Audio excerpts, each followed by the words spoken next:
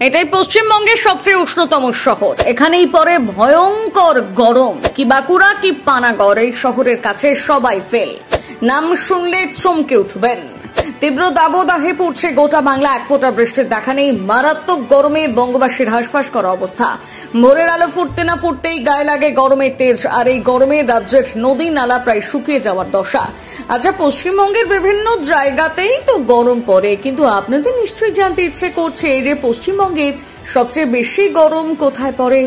একবার হলেও এই প্রশ্ন আপনার মনে এসেছে? অনেকেই বলবেন পানাগড়, বাঁকুড়া, পুরুলিয়া এই সব জায়গাতে হয়তো সবচেয়ে বেশি গরম পড়ে, কিন্তু না বন্ধুরা, আপনাদের উত্তর ভুল, একেবারে ভুল। এই সব জায়গায় গরম পড়ে ঠিকই, কিন্তু পশ্চিমবঙ্গের সবচেয়ে বেশি গরম এখানে পড়ে না। বাংলায় সবচেয়ে বেশি গরম পড়ে পূর্ব মেদিনীপুর জেলার একটি শহরে। এই শহরের গরম রীতিমতন রেকর্ড করে। গরমের সবচেয়ে ভয়ঙ্কর রূপ দেখা যায় এই শহরে, আর এই শহরটির নাম কলাইকুণ্ডা। সম্প্রতি এখানে তাপমাত্রা রেকর্ড করা হয়েছে 47.2 ডিগ্রি সেলসিয়াস।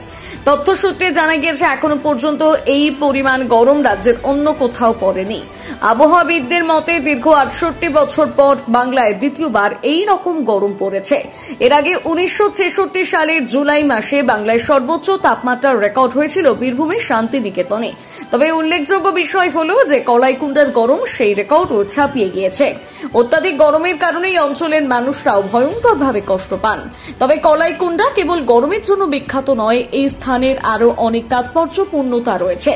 যেমন এই কলাইকুণ্ডায় রয়েছে ভারতের বিমান বাহিনীর একটি ঘাঁটি, যেটি নির্মাণ করা হয় দ্বিতীয় মহাযুদ্ধের সময়।